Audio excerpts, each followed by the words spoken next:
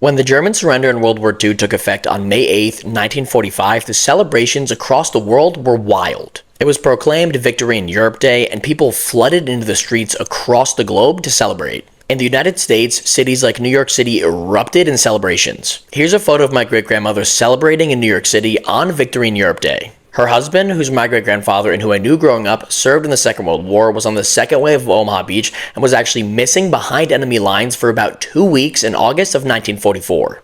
He was fortunate enough to survive, make it home, and celebrate with his fellow countrymen.